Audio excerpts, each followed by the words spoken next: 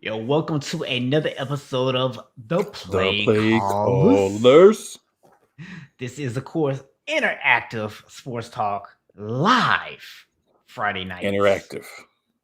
Interactive. Y'all know what that means. That means interact. But cool, man. We're gonna talk about this a little bit throughout the night, but we're gonna do something a little bit different as a test run tonight. So as people start to jump into the chat, we might just bring somebody onto the show live. Like I'm not talking about like Google Voice, like leave us a message. I'm talking like bring them on, bro. Like bring them on, let they ask their question in real time. We taking Live, interactive to live. a whole new level. Bring them out. Bring them out. It's hard to hear when a bear rolls in your mouth. Sorry, TI Something like that. reference, slipped out. Something like that. So yeah, man, lots of basketball talk to have tonight. Of course, we got to talk about the NBA playoffs. Got a couple series that were decided. One of which I'm not particularly happy about the results of. One which I'm very pleased with the results of. Yes, we got some second round matchups to talk about, Mm-hmm. and somebody pretty big announced a retirement this week. Hmm. So we'll be talking a little bit about that as well. So want to welcome everybody to the show tonight. So I think a logical place to start is with the playoff series that have already been decided. And in particular, I would like to not necessarily do a recap of those series, although if you have some comments you want to throw in on something, we'd certainly do that. But I want to maybe talk about what is next for some of the major teams, the teams that expected to go beyond the first round. So we'll save the Lakers talk because I'm gonna have to go in on for a few minutes on that. So we'll save that conversation to the end of this topic. But one team I think that's interesting because of a move that they just made with their head coach and moving into a front office position, all that stuff is Boston. I mean, first of all, I Yep. think it's weird that you moved a dude who literally just got booted in the first round to a front office position. But Well, I don't know. I mean, I guess they had their reasons. it's kind of weird that Danny Ainge all of a sudden just abruptly decided I'm done as well. Yeah. That's a little questionable as well. So this could have been a move that had nothing to do with Danny Ainge, and he just decided, if this is the way y'all gonna go with things or wherever things are gonna go, I'm gonna go ahead and get off the ship. So you know, I'm guessing that probably has something to do with it. The actual move itself completely makes no sense. He doesn't have any experience doing anything but coaching, which, as of this year and previous years, he hasn't done a really amazing job of. Right. A probably about a C+ job maybe of coaching. I mean, if that gets you a front office position, then hey, there's a couple of guys that should have a front office position already then. But probably something to do with ownership and things outside of those particular roles would be my guess as to why that happened. I know that Stephen A. Smith had a mega rant about players not being up in arms about that, and you know whatever. Uh, just to quickly comment on that, Stephen A. Smith doesn't watch our show, but just to put out my opinion on his whole rant to make it real quick. This is what you decide that you want to yell and focus on all the other things that have been happening. Acknowledging, a lot of people know about the whole Kwame Brown situation, acknowledging that you played a part in, affecting that young man's psyche when he was a teenager. Instead of focusing on that and owning up to it, your part, this is where you want to go with things. It's the same narrative that I always talk about. You try to, you know, pull out your quote unquote black people card to get on players on something that's very minuscule, that doesn't matter a lot. Because let's be honest, the owners are going to do what they're going to do. If they interview 10 people, he was still going to have the job. So you just saved the whole bunch of people needing to fly in or wait for a decision that was going to be made based on someone um, seeing something in him that clearly the players didn't see because they didn't play Yeah. hard enough for him. So, that's just my take on that. Yeah. And I'm just going to echo a sentiment that you made earlier in the week in regards to that. which is back when the Rooney Rule, which is actually strictly related to football, didn't even have anything to do with basketball. Back when that rule was first introduced, it was an opportunity for coaches, particularly of African American descent, but just minority coaches in general, to be able to get opportunities to interview they previously weren't being given. And so, although they weren't necessarily landing the jobs, they were at least getting the interview experience so they could see what the process looked like. And over the last few years, it seems as though teams have kind of figured out a way to get around that, which is to basically interview in-house guys who no one is ever going to truly consider as a head coach candidate anyways. And so even if that person is getting the experience, it doesn't matter. So I know you kind of expressed that even had Boston gone through and did these interviews, they would have been purely cosmetic. They wouldn't have Mm-hmm. actually interviewed anybody who had any real chance to get in the job, because at the end of the day, if you bring in a qualified African American candidate and then you decide to bypass them, you're going to get criticized. So the only people you would have brought in anyways was people that no one is going to question why you didn't hire them. Yep. So I mean, it's ran its course, man. There's something that needs to be done differently. Don't know what it is, but I know that what's doing is not happening. Um, so I mean, changes. Figure it out. NFL changes. Yeah, and NBA, y'all like to talk about how you're so much better. Maybe you can provide the blueprint. Hmm. Yeah, let's see him put the money where the mouth is on this one. Yeah, so It's a little different from Black Lives Matter on the court in the bubble. It's a little different from that. yeah, just a little bit, man, just a little bit. So yeah,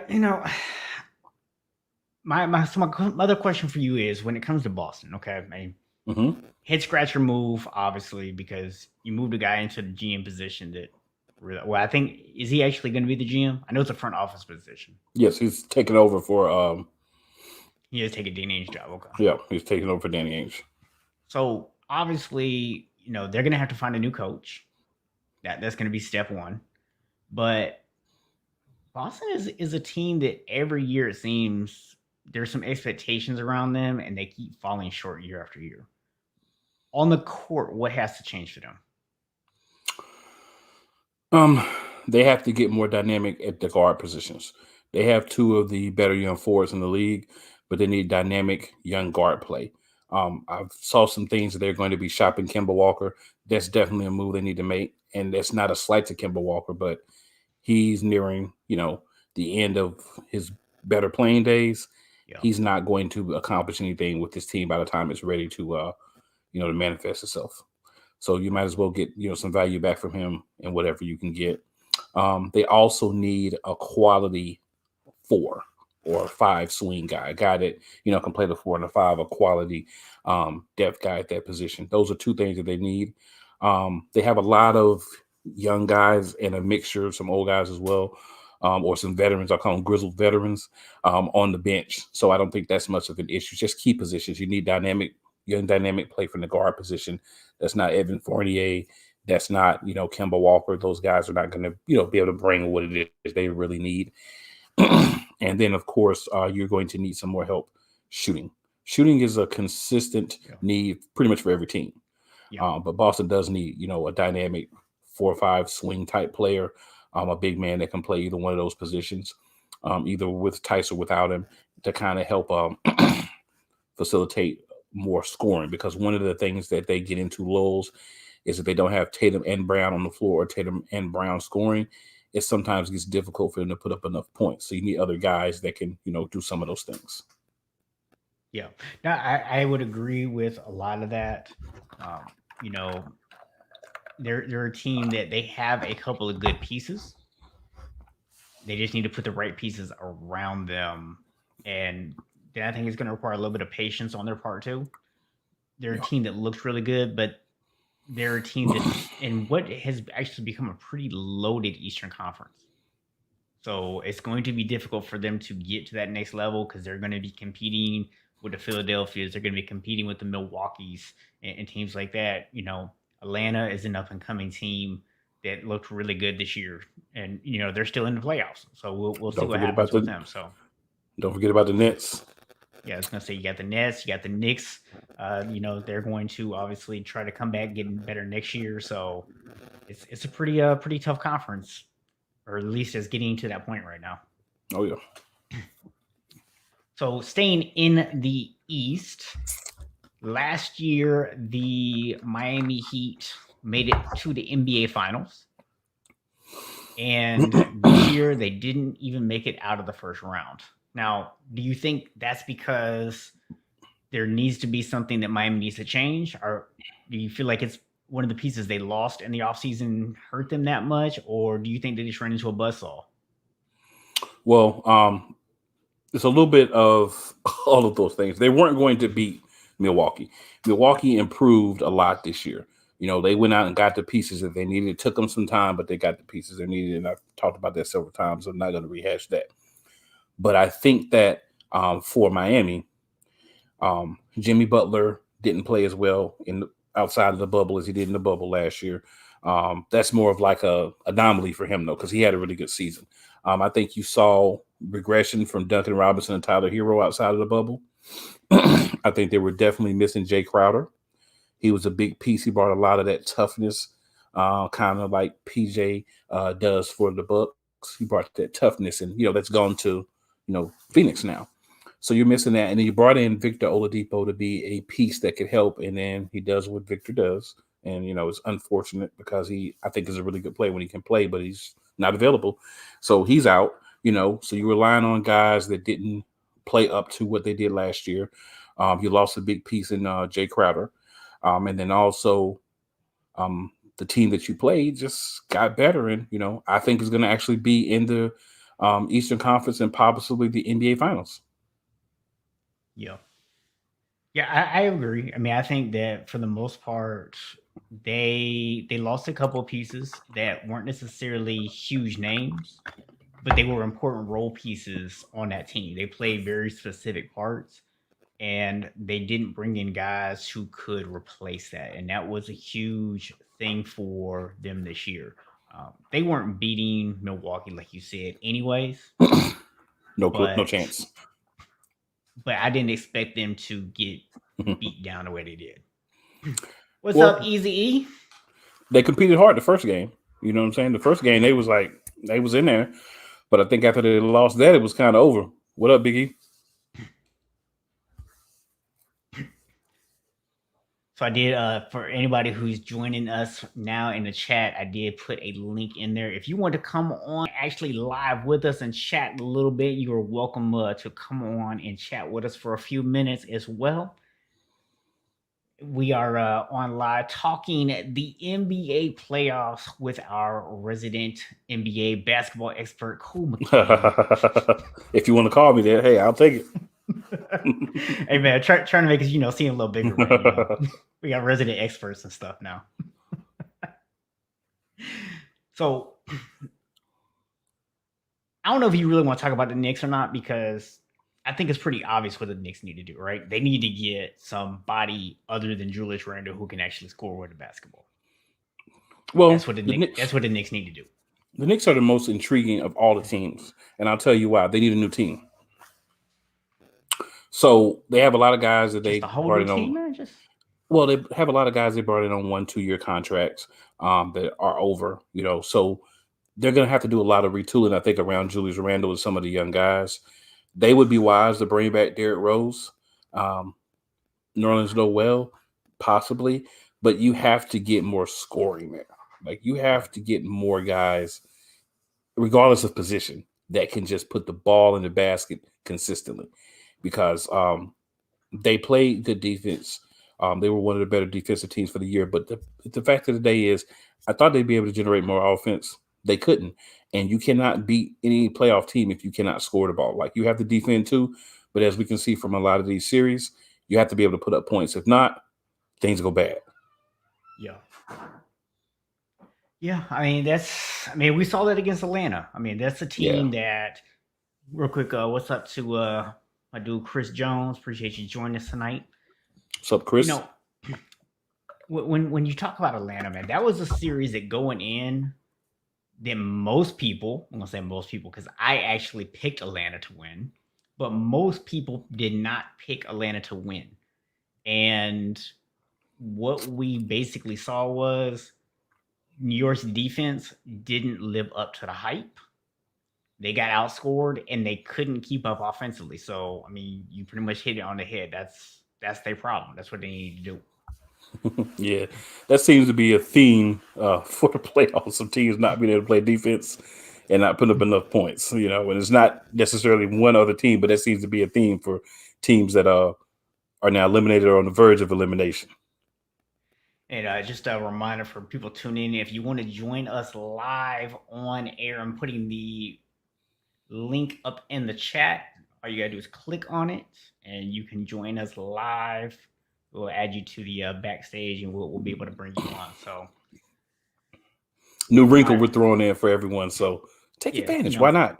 yeah, we just do random stuff sometimes. Just like, you know what? Let's just see what happens, right? I mean, what's the worst that could happen, right? Only one way to find out.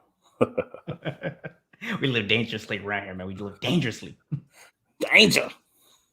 So, unless there's somebody else you want to talk about in the East right now, I'm going to head over to the Western Conference. And I'm going to talk about a team that people have definitely had some expectations for, and that their superstar is one of those people, and he's not very happy. And that will, of course, I'm talking about Dame. And we'll get to your team, so don't spend all your time here talking about Denver and heaping praise onto your team. Just talk to us about Portland. Well, Portland has the epitome of guys that show up and then don't show up. They're very streaky. They're very inconsistent. And Damian Lillard is really the only real consistent piece there. You can say Yusuf Nurkic is probably the next most consistent guy. CJ McCollum, Powell, those are guys when they're on, they play well, but when they're not, they don't. And you have to be more consistent around your star. I said, I made the analogy, I think, when we were talking earlier this week, that he needs his Robin. He doesn't have his Robin. And what I mean by that is he doesn't have the guy that, hey, if I can't do it or I need help doing it, you do it with me. He doesn't have that guy. He's got guys that do that sometimes like CJ, but CJ's not consistent enough. I think really he needs a big wing that puts the ball in the basket and plays defense. Two things that are hurting them is he could put up 50 points and they still lose, which we just saw, and defense. They don't play enough defense. CJ actually is probably their best perimeter defender. So I understand why, he's kind of like their number two based on what they currently have, but you have to get better consistency from the other guys. You need guys that can come in off your bench, that can put up points and that can play defense, that can stretch the floor. And it just seems like they've made draft picks. They tried to make some moves, but they just haven't gotten guys. Like you drafted Nasir Little a few years ago. I thought he's a guy that should have stayed at Carolina longer and developed himself more. And you see that he's not on the court. So that's a draft pick that you brought in that you're not getting any return for. And you have a couple more of those picks sitting over there. And the problem with that is if they're sitting over on the side not playing, then you didn't make the right pick for your team and you're pushing your team further back. So Portland has got to put a better team around Damian Lillard. I think that they have the ability to do that because they have pieces that other people would look at and say, okay, maybe we'll take that piece and be willing to give them draft picks or, good compensation in return. But you also have to be concerned if you're Portland, that maybe Damian Lillard feels like he can't win there. If that's the case, then you're going to have to lose him. And if you do that, then you're plummeting. That was actually my next question for you is, realistically speaking, what are the odds of him getting dealt? Well, as of right now, I'm going to say probably 50-50.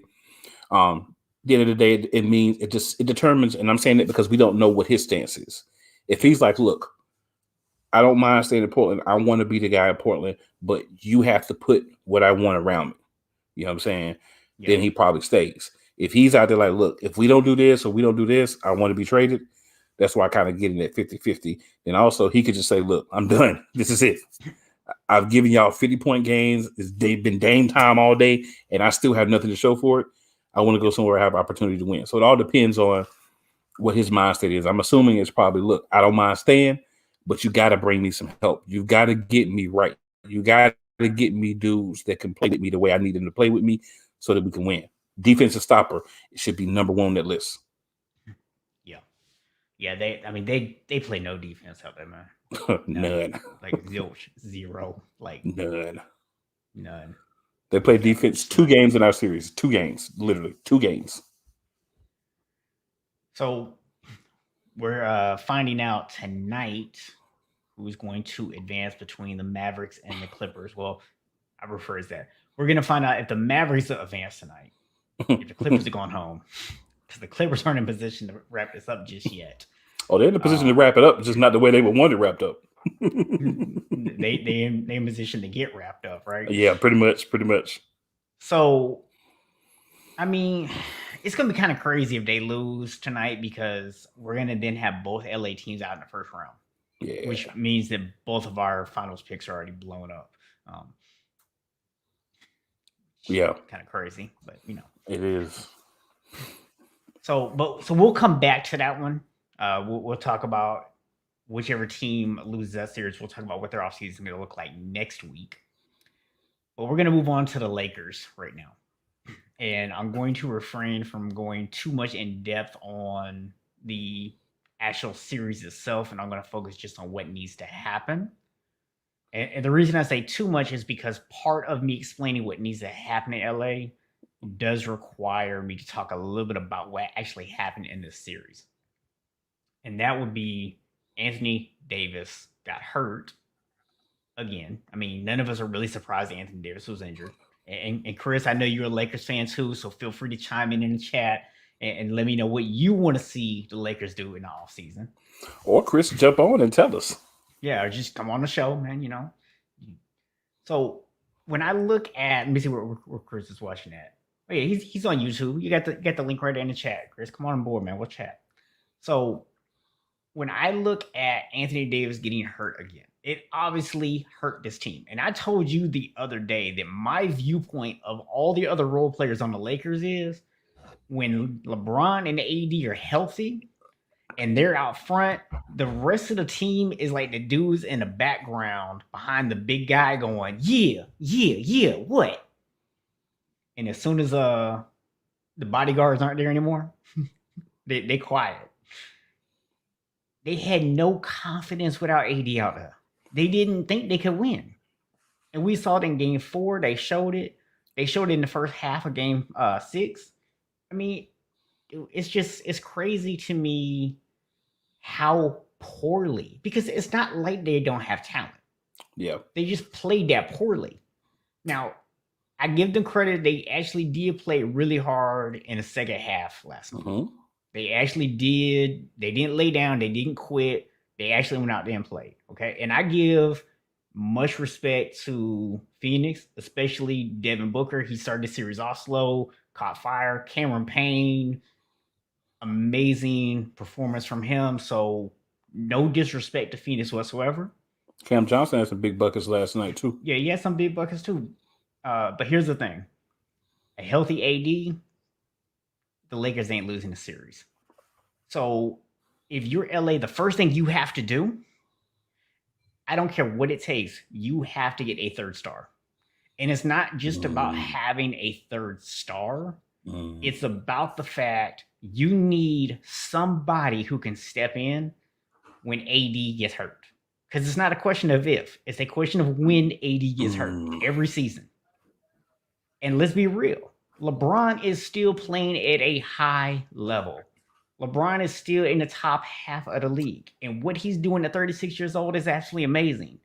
But if you think LeBron's going to go out there and give you 50-point nights anymore, you're delusional. That's not who LeBron is anymore. He's not at that level anymore. LeBron is not a top 5 player in the league anymore. Uh-oh, you just made some people mad. I know. You just made a lot of people mad. You I tell them don't that King is apologize for it. not. You tell them that King is not the man anymore. I'm a Lakers fan. I am only a LeBron fan as long as he's wearing purple and gold. The moment that purple and gold comes off, I don't care about LeBron. Well, look, man, like I said, you just made a lot of people mad. But I'll say this, man. Game 6, you definitely would have won with Anthony Davis. So all things the same, I feel like game 6 you would have won with Anthony Davis. So you'd be having a game 7. I respect the fact that he tried to come out and play, but I have to agree with what they were saying on the set of the TNT show. With Chuck and everybody was saying, like, who cleared this dude to play? Like, there's no Yeah. way he should have been cleared. No. The only reason I can accept it is if he was really going at them like, yo, you got to let me get out there. Like, really, like, just to the point where it's like, fine, Anthony, just go out there. That's the only way I can accept it. And that's probably what happened because I know I saw his interview and he was pretty much just like, man, I wanted to go out there and try to play with my guys. I know it was an elimination game. But if he could have played and been like 65%, you probably win game 6. You know what I'm saying? Because that was close enough with the other pieces that what he does would put you over the top. I think game 5 just got away from y'all.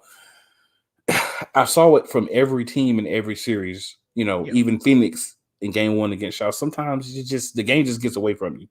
Yeah. And that one just got away from y'all. But I think that you definitely would still be playing if you had Davis. And the other thing for y'all is LeBron is probably, I've said this on my other shows I'm on multiple times. I've said it on here before. LeBron's probably 65% right now. 65% LeBron without Anthony Davis. Because, see, LeBron, a lot of the games, especially 5, he wasn't even pulling up for threes, taking the easy shots. He's just passing. It's like, dude, you have to be a scorer. If you can't make the moves, you got to pull up. But you have to be a scorer. You can't.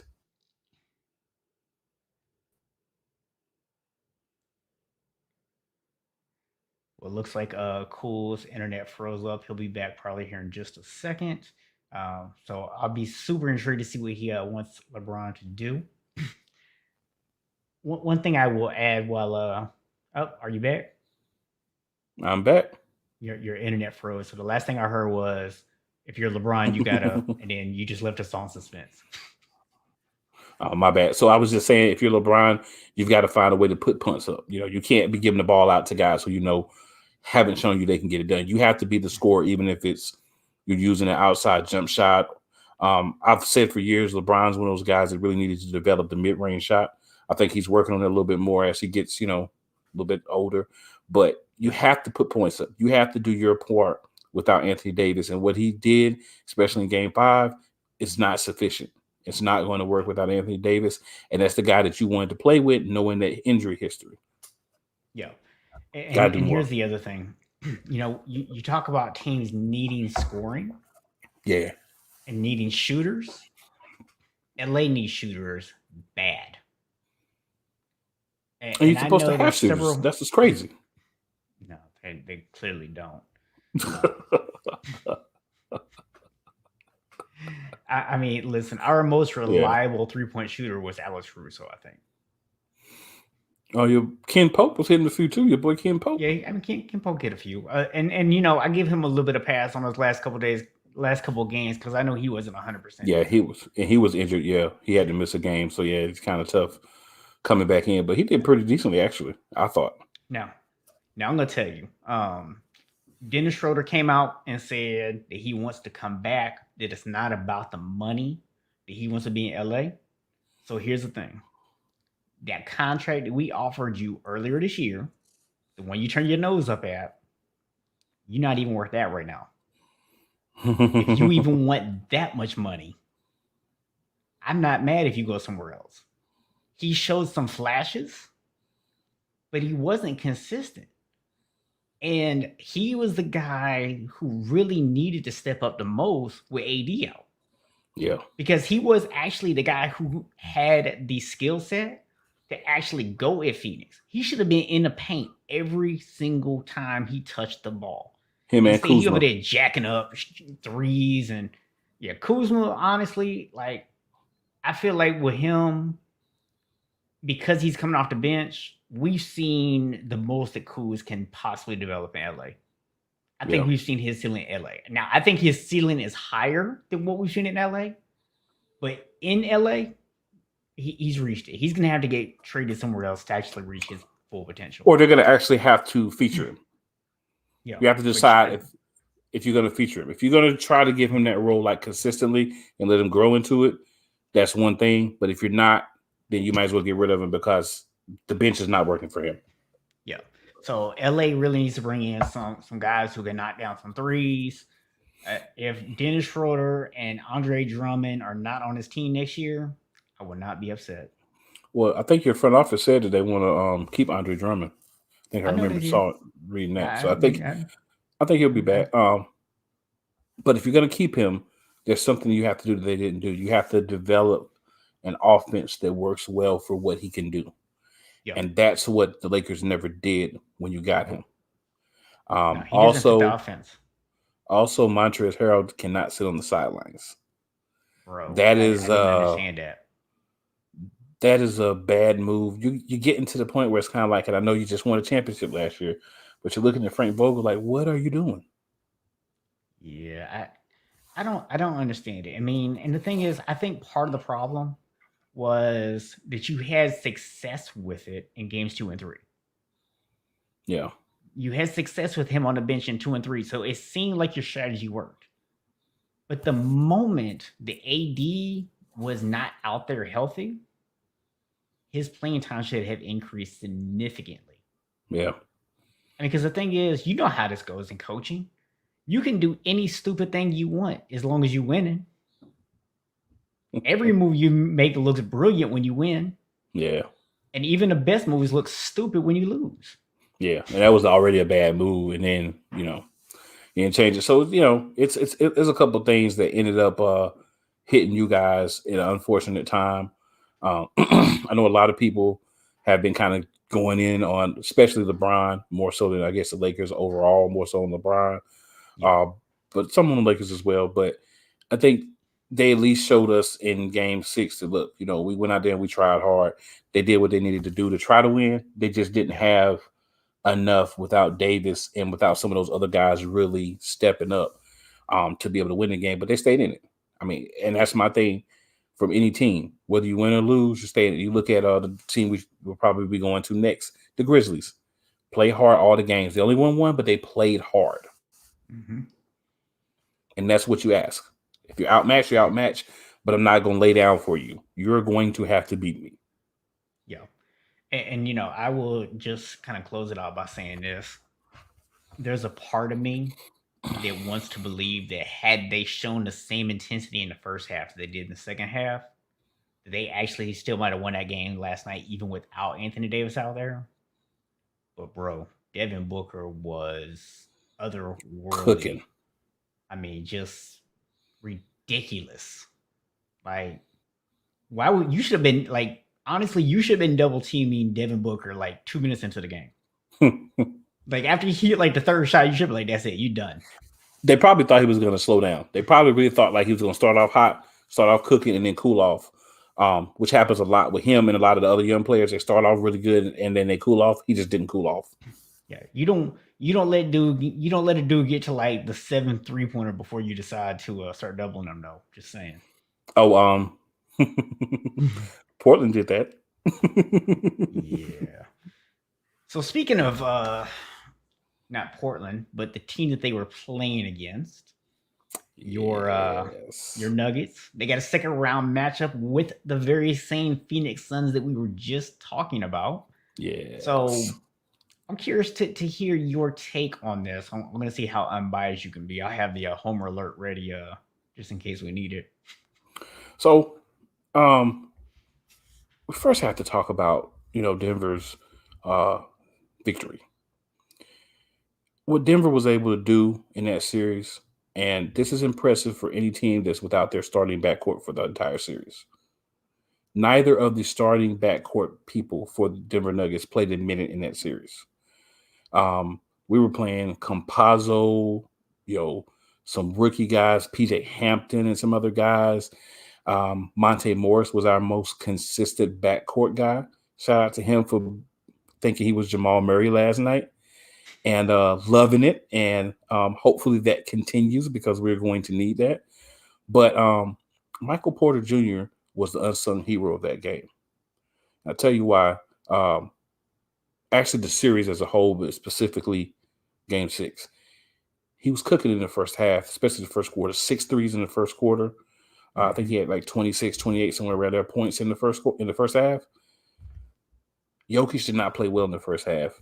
So that kept us within striking distance, right? Then you come in the second half, Jokic starts playing better. Some of the other guys start, making a couple of shots. Shout out to Eric Gordon. He hit a big three at the end of the game for us. Played a lot of defense, played hard the whole series. But Jokic, obviously, the MVP, the uncrowned MVP. And Jermichael Green had a massive rebound. Like, had he not got that rebound he got, we might not be sitting here talking about this series being over. That's how serious it was. But it was a mixture of a bunch of guys at different times throughout the game stepping up. And that's exactly what we're going to have to do because we're missing a huge piece of our team. So that's pretty much what that is as far as me covering what we did in that series. Will Barton and Jamal Murray, we definitely miss you. Will Barton, it would be great if we could get you back at some point, sir. But if not, we're going to have to go with what we got. Austin Rivers, shout out to you as well. You've been big for us. You made some bad plays last night as far as the ball strip, but hey, you've made more good plays than bad plays. I can roll with that. Yeah. Now, go on to this matchup with Utah. So one of the problems is going to be, of course, they have Gobert. No, you're playing Phoenix. Excuse me, we're playing Phoenix. Yeah, sorry. One of the problems is they have Ayton. I'm saying Gobert, but I meant to say Ayton. Sorry about that. So the thing with Ayton is he's a true big.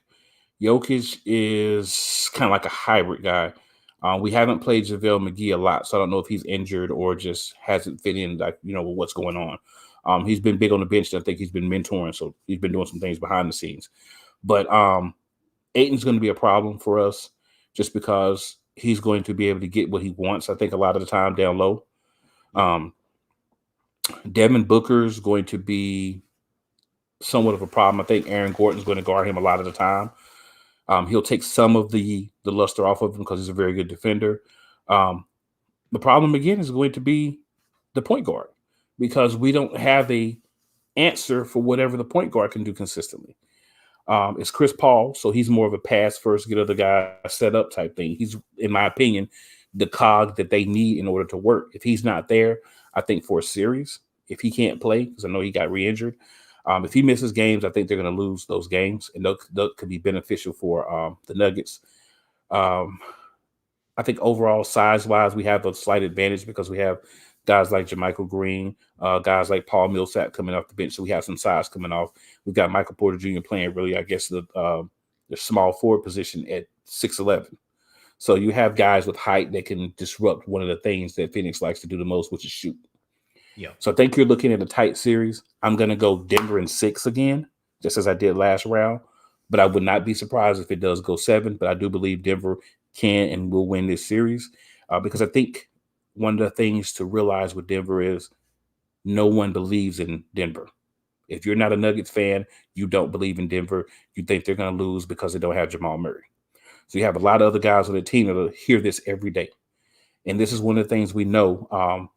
When the Eagles, my football team, won the Super Bowl a few years ago, they were missing a lot of pieces. Sometimes when you don't have those pieces, it galvanizes everybody else that's there to the point of being pissed off, to the point of saying, you act like we can't win without those guys. Obviously, those guys would make us better, but we don't suck. We come to play too. We get paid and we're here to play. And we're seeing that from Denver. And hopefully this is a galvanizing thing that can get us through this series. I'm going to say 6. I wouldn't be surprised about 7. Obviously, there may be a slight bit of bias being it is my team. But watching them play, it is what it is. They're playing hard. They're playing defense. The problem, there's a 5 to 6 minute period every game where we play stupid. So if that hits at the wrong time, that could cost us a game or two. It did it in this Portland series. Yeah. I don't know if you just saw I put Eric's comment up for you. He said Nuggets, no chicken. Yes, sir. So when I look at this series, I think you made a lot of good points, and I agree with a lot of what you had to say. For me, it does come down to a couple things. And the number one thing is obviously Chris Paul's health. Yeah. And they really need Chris Paul out there, especially in this series, because here's the thing. The one advantage that y'all have over LA against Phoenix is not only do you have some bigs who can actually get down there and actually at least give you some quality minutes. Like you said, I don't think they're going to stop Aiton, but they can at least give you some quality minutes. The thing is, you also have guys who can defend on the perimeter.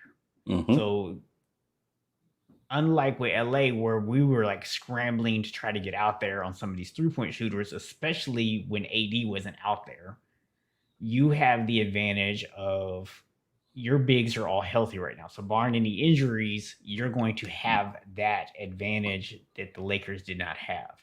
That's going to make life very difficult on Phoenix. Now, where they can negate that is with Chris Paul, because Chris Paul has the ability to create opportunities for guys. Chris Paul will Mm-hmm. make you get out of position. He will make you do things you shouldn't do and create wide open shots for his teammates. So if Chris Paul can be healthy, I'm going to pick Phoenix to win this series. I think it would go 7. But if Chris Paul misses even just like 2 or 3 games, I would actually pick Denver to win the series. So it's all for me. My pick's ultimately going to come down to Chris Paul's health. Hey man, I don't care if Chris Paul's healthy or not. We're gonna beat him. Okay. We can beat him. It's not going to be easy, but we're going to use our advantages. Mike Malone did something this past game that really shocked me. He actually went in. I know he wants to be called Michael, but he's Mike Malone. He went in and did something. Mike Malone. He went in and he took Michael Porter out because in the second half he was still shooting those threes like he did in the first half and inserted JaMychal Green. What I liked about that was it showed that he's saying, you know what, you were great for what you did for us, but you're hurting us more than you're helping us because you're not making the shots. So I'm not going to leave you out there to continue to take those bad shots. Come over here and cheer for everybody else. You got your 26. Come cheer for everybody else, and we're going to put a guy in there that's going to play defense, that's going to make good decisions, and help move the ball around. So that worked out. JaMychal Green is a guy that can score. Was with the Clippers last year. By the way, thank you Clippers for not re-signing a good quality guy. And allowing him to come over to us. We needed him. And I just feel like we're going to be able to win this series. Like I said, it's not going to be easy, but I feel like we're going to be able to win this series, Chris Paul or not. Easier without Chris Paul, but Chris Paul or not. Because what we're going to do with Paul, we're going to throw Compazzo, PJ Hampton, some of those young guys that have fresh legs that can run with him, stay in front of him, and not allow him to run all over the court and then make a pass at the last minute. They're going to stay with him, frustrate him, and try to just make things more difficult for him. The Lakers didn't do that. And when he was in the game, he really was able to get all due to that. So that's another adjustment that we should be able to make from seeing how he's been playing. Yeah. So we'll obviously talk about the other Western Conference matchup when we actually know who's going to be in it next week, because there's really not much point in actually talking about that right now. Because right now we know as much about Utah's opponent as they do. Well, I'll say this about the game that we're going to have, though, which is the Clippers and the Mavs tonight. I think the Clippers are going to win this game. I don't know if they're going to win the series, but I think they're going to win this game tonight. One of the big underlying storylines has been no team has won a home game. I don't think that changes tonight. I think the Clippers win. I think we go to the 7th game. Now, intrigued for the 7th game, are the Clippers going to be able to finally win a home game and close out the series, or are they going to choke away another series that they should win? So that's going to be the question for Game 7, which I believe there's going to be a Game 7 in this series. Now, Dallas, they've had some extraordinary individual games out of people that don't normally give them extraordinary games. Newsflash, those don't consistently happen, right? Yeah. Tim Hardaway Jr. is not going out there and put up 28, 30 points a game on a regular basis. That's not going to happen. You're not going to get, Porzingis making clutch shots, giving you a lot of effort, a lot of plays every game. That's just not going to happen. You have some other guys that had, really good games, individual games or individual parts of games. That's not going to be consistent. So I think that Clippers have enough talent, and now they kind of have that, oh, we're down, everybody's against us, nobody believes in us mentality, and maybe they need that. And I've seen a lot of fire out of Rajon Rondo since he's been there, and I can see some differences in how they're playing. because Rondo is getting in people, and he's getting Kawhi, he's getting everybody. He's in people, and that's what they needed. So I think he makes a difference, at least for Game 6, not necessarily scoring, but what he can bring to the team and the toughness and that we need to win mentality. So I think they'll at least win Game 6.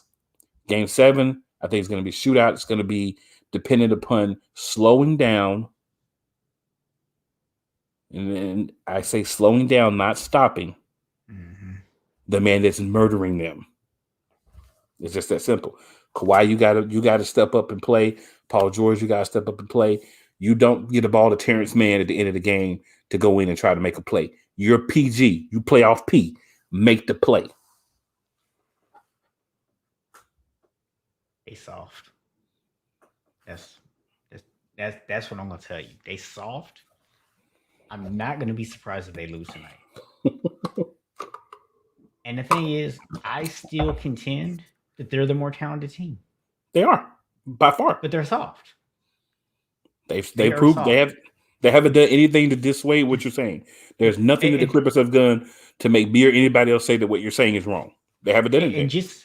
And just to be clear, because I know there might be somebody out there who doesn't like the Lakers who might be saying, "Well, you calling the Clippers soft," but once AD went down, you had a whole bunch of people on your team that didn't play hard and didn't show up except for the second half last night.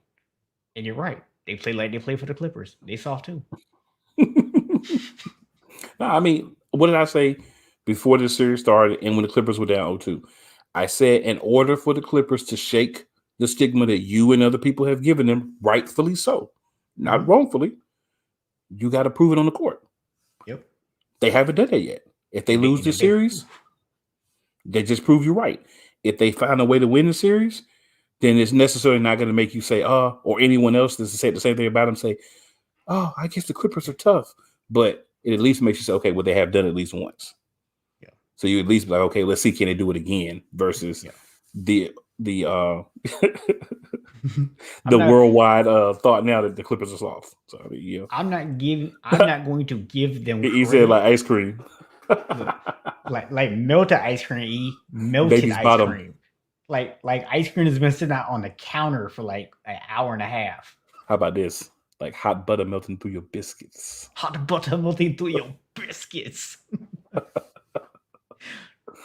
So here's the thing. Boy. Even if the Clippers find a way to come back and win the series, I am not giving you credit for actually managing to come back and beat a team that you should have beat in the first place. I'm not doing it. Not doing it. Fresh.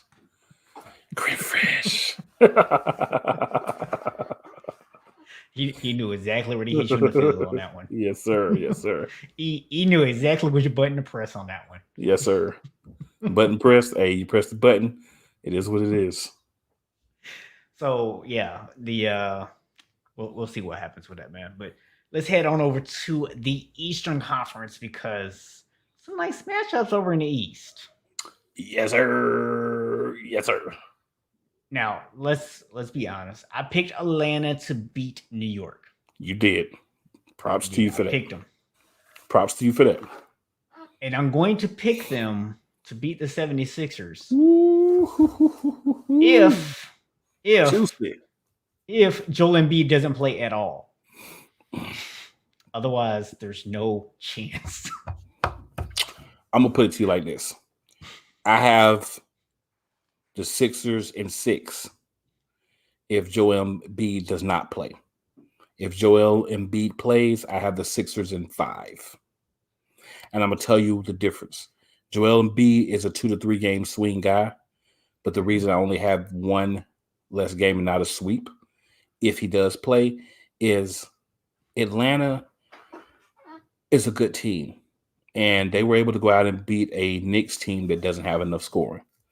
Newsflash. The Sixers have hell scoring. They're going to score on you all day and all night. Tobias Harris is going to pump the ball in on you. Seth Curry's going to pump the ball in on you. Ben Simmons is going to get to the goal and shoot some layups and get some alleys on you. You know, say some jump shots because that's not going to happen. You know, unless we're in a parallel universe. But, you know, you have quite a few guys on that team who can drop buckets, and I mean Yep. buckets. Denny Green can go out there in situations and drop some buckets on you. So you have a lot of people that are going to pour points in, and Yep. Atlanta was able to win their series because the other team could not do that. So that's why I say 5 if he plays, 6 if he doesn't. This is not a 7-game series. Atlanta is not to that point yet. Now you talk about Yep. 2 years from now, same series, I pick Atlanta. Yeah. I actually think Atlanta can win 2 games. Even if with Embiid out there, I think they can actually win 2 games in the series. So I'm actually going to take the Sixers in 6. I don't see it going 7. I don't see Atlanta winning 3 games in this series unless Embiid misses this entire series. Is the only way that could possibly happen. Yeah. So, but I'll give them 2 wins. I think they've at least earned the respect of saying they can get 2 wins in this series. Like I say, if Embiid plays the whole series 5 games, if he misses significant time, 6 games. They're not going to be able to handle this offensive onslaught. There's a huge difference between the top 3 teams in the East and everybody else. In Atlanta, right now, you're probably the best of everybody else, but you're not at that top 3 yet, buddy. You are not. No, they're not there yet. But I mean, for what they've done this year, kudos to them, man. They've had a great season. Oh, yeah. Yeah. Now, the other matchup, the one that I'm pretty sure most everyone's going to tune in and watch, that should be a really interesting series, is Milwaukee and Brooklyn. Now, anybody who's been watching the show already knows who you're picking in this series. Yes, they Because do. you've made it very clear that you were picking Milwaukee to go and represent the Eastern Conference in the NBA Finals this year. Yes, sir. So I don't even have to ask you who you're picking. I'm going to ask you how many games, though. I'm going to go 7. It's going to take 7. Okay. Because this is going to be real. It's going to take 7. But yeah, I don't disagree. I think this is going to be a 7-game series. And I think that this is going to be an interesting one because what we're going to have to find out is, can Milwaukee slow down Brooklyn's big 3, right? They're not going to stop them. At least one of them is going to get off every night, right? Yeah, yeah. So at the best, you can hope to maybe stop one of them, slow down the other one, and just let the other one go crazy, right? Like that's your best case scenario. And I think you would probably agree with me, if you're going to let a guy go crazy, it's Kevin Durant, because he's the least likely to want to be stopped in the first place. So I hear this, the whole time. Everyone's like, oh, who's going to, be able to stop their guys and blah, blah, blah. But let me ask you the same question I've asked before. Who in a Brooklyn Nets jersey is going to stop Giannis Antetokounmpo? Please tell me who on that team is going to stop him. Well, I was going to get to that because the answer is nobody. Exactly. There isn't a person on Brooklyn that you can put on Giannis to stop him. You can put multiple people on him, but here's the problem if you do that. Jrue Holiday's having a very good season. PJ Tucker is a guy that can be a 3-and-D shooter, right? And he's a good defensive player. Brian Forbes, guy we grabbed from San Antonio, is dropping threes like crazy for us. Chris Middleton, he's playing well. Brook Lopez, another big, he's playing well. Jeff Teague, this guy that's been around, can step in and do what Dante DiVincenzo would do for us because he's injured, or at least part of that. Pat Connaughton, another guy that can be brought in. Bobby Portis, another big with size and length. So you've got a lot of pieces that are going to be there. So I'm not necessarily saying that Brooklyn is going to just not be able to do what they do. They're going to score, but Milwaukee's going to be able to score with them. So here's a fun fact that people don't realize a lot. When you have a team that can score as well as you, maybe it's going to take more people. Don't get me wrong. Yeah. They don't have a big 3 that's going to score with Brooklyn's big 3, but they have other guys. So when a team can score with you and then they can play some defense, that makes things a lot more difficult. Kyrie's going to have games where he's going to play really well. James Harden's going to do what James Harden does. Kevin Durant's going to do what he does. You have to at least contain them slightly. Yeah. That's going to be the job of, Drew Holiday, Chris Middleton, maybe Giannis, PJ Tucker's going to play some time on Kevin Durant, and they always mouthing at each other. So you're going to have guys that are going to go out there and they're going to have game plans to try to make life more difficult for those guys. But when you get past them, you look at the rest of Brooklyn and you see guys that they're not garbage. They're NBA professional players, but they're not as talented as the rest of the Bucks. So the fact of the matter is, if the big three for Milwaukee can do what they do and their counterparts can do what they've been doing, they're going to have an opportunity. And also, the Nets are going to have to play some defense. Durant's going to have to defense on somebody. He's going to have to play defense on somebody. Kyrie's going to have to play defense on somebody. James Harden does not want to play defense. He's going to have to play defense on somebody. So remember that. This is not as simple as, who's going to stop the big three? The big three are going to have to do things that they're uncomfortable with doing in order to win this series. And I have to tell you one thing. If one team is more comfortable with doing something and they have the weapons to offset what you can do, there's a very good chance that they're going to win the series.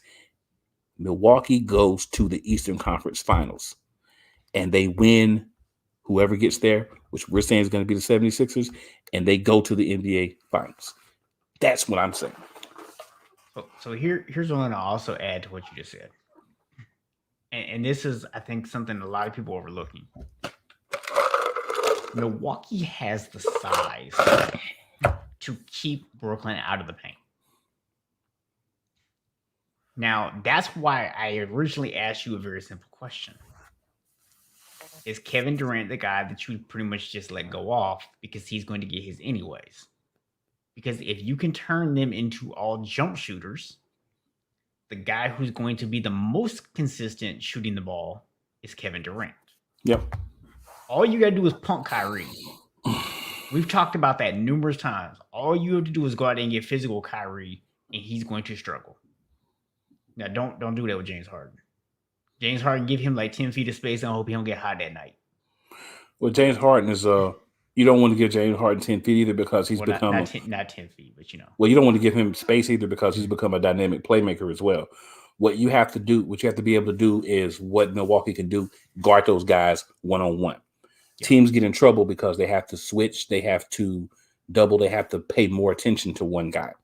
So if you've got Kyrie and Harden come off a screen one for the other guy, you can switch that and be fine. Middleton and Holiday, you can switch that and be fine. And here's the thing. I'm not saying that Middleton or Holiday is going to be able to shut either one of those guys down. Middleton has the length. He has a high length advantage on either one of those guys. Yeah. He may even be more suited for guarding Durant in spurts as well. But you have guys that are switchable that can still do some of the things that need to be done. So that's the thing. Giannis can move with one of those guys as well if you do a switch with Durant, if he's on Durant. Yep. So you have the ability to have guys that should be able to, they're going to lose as far as they might get 25, the other guy might get 30. They're going to lose some of those individual battles, but they're going to be able to guard them and not have to require a double team every play, not have to require Lopez or Giannis or whoever's playing at the forward position to have to leak over and be there to clean up if they get to the rim. So that's going to be something that's going to take away some of the things that the Nets like to do.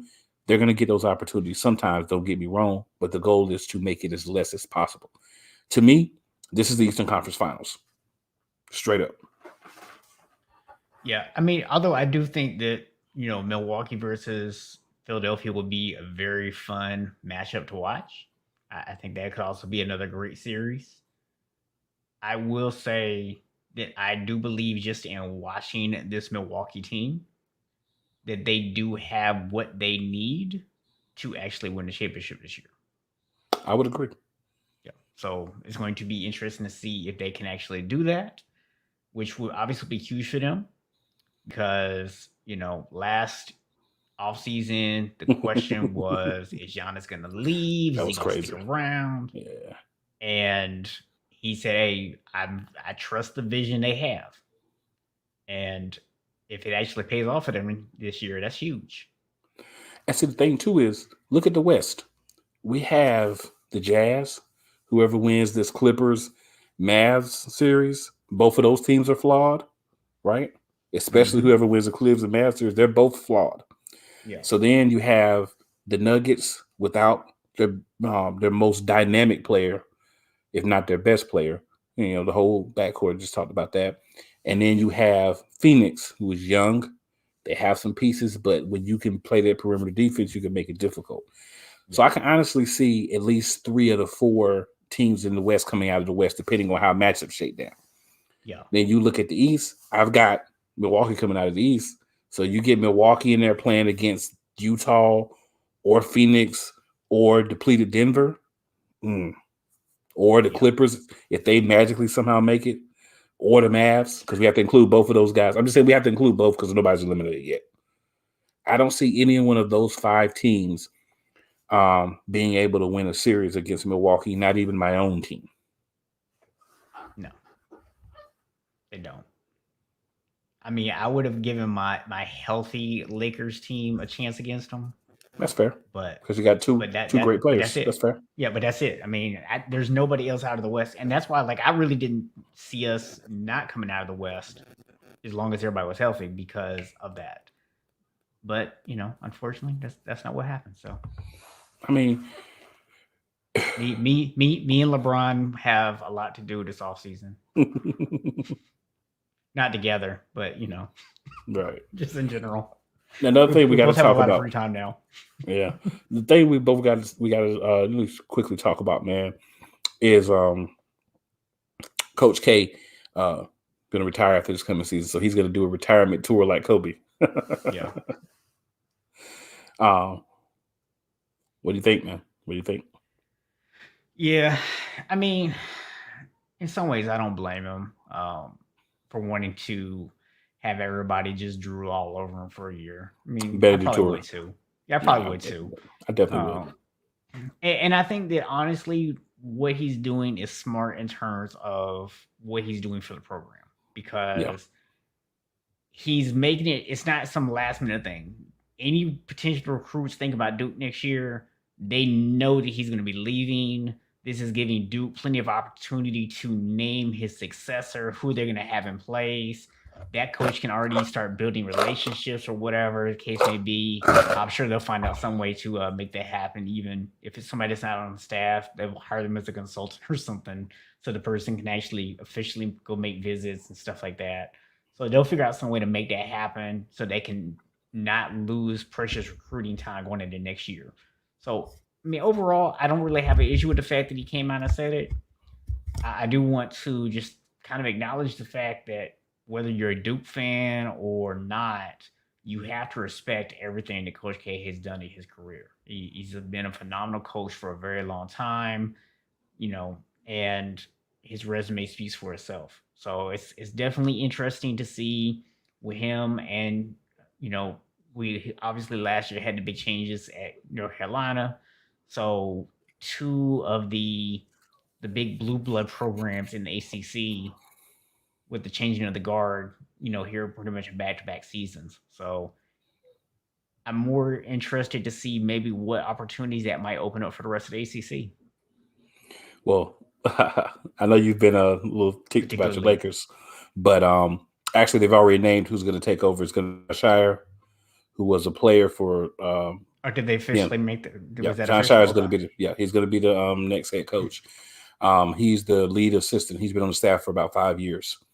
Okay. So he'll be taking over Duke. And then Coach K said in his press conference that he'll still be around the program. So I think that's an advantage that they're going to have. Roy is like, yo, if you need me, call me, but I'm stepping away, like I'm chilling. Yeah. So you Roy's got a like, I'm difference out. there. Yeah. So to me, the question, I'll answer it first, and then I'll, feel free to answer the question as well. Which program do you think, now that we know who's going to be in place, we know how things are going to be, is going to be better off long term? So to me, it's very simple, but it's complex at the same time. So Carolina gets the year to build it, right? Because you're going to have Yep. Hubert Davis this year.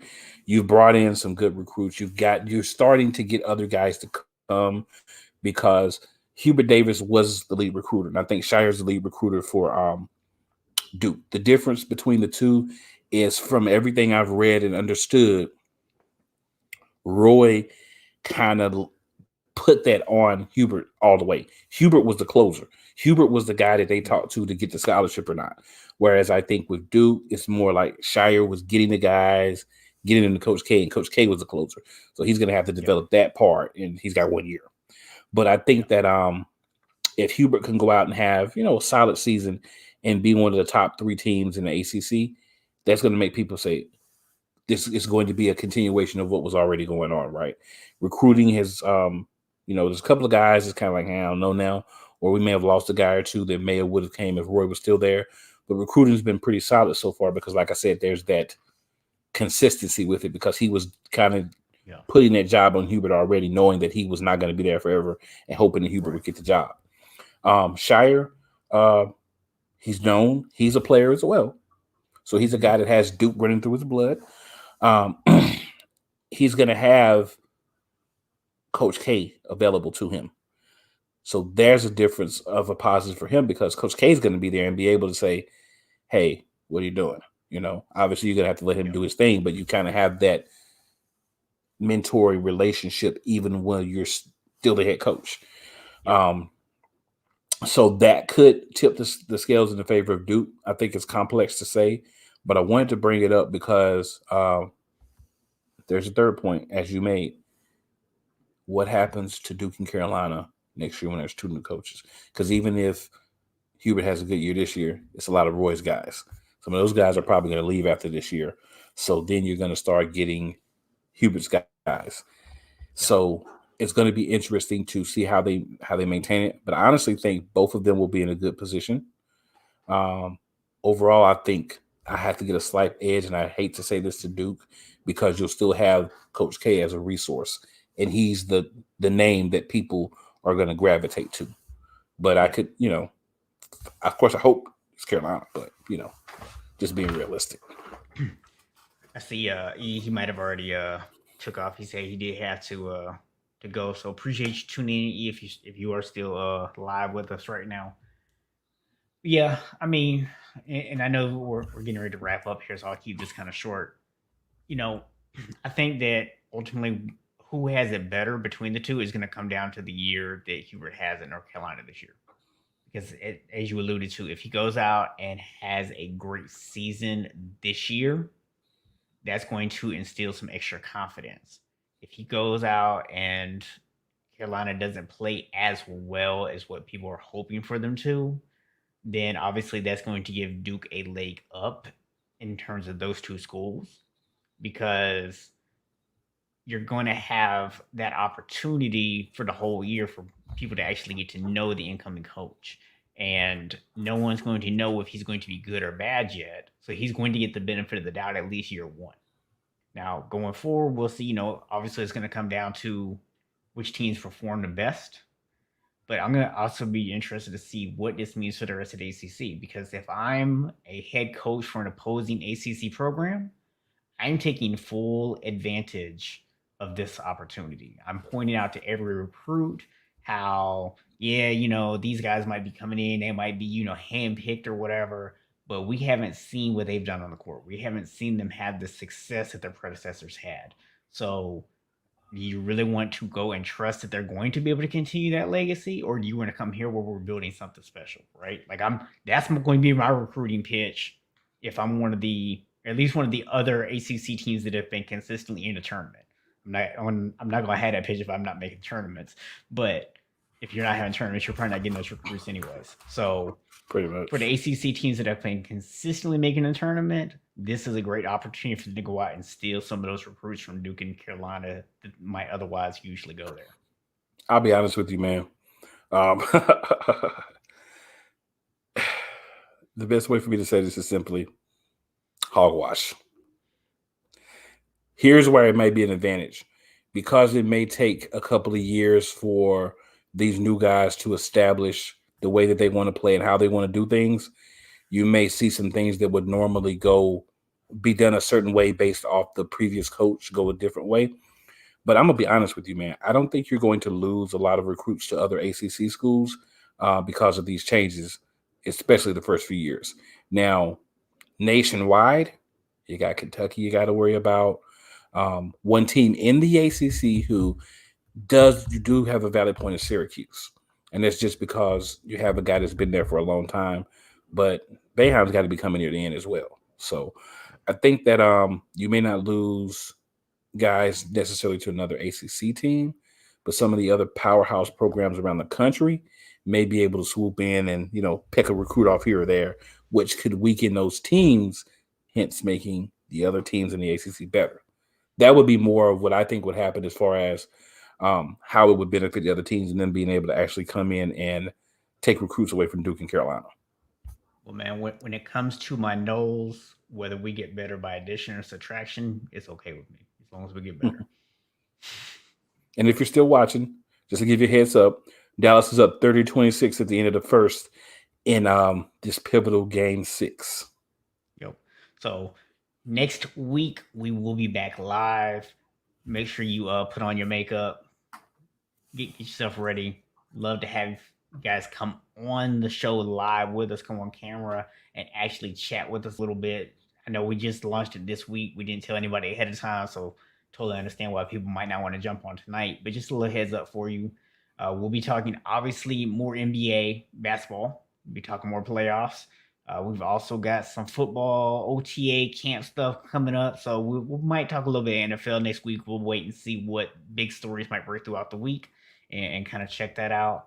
And there's gonna be a few other changes coming to the show soon. Some more chances, we'll say, to be able to come hang out with us and talk some sports. So a little bit more on that in the future when we're ready to talk more about it. But just a little teaser for you.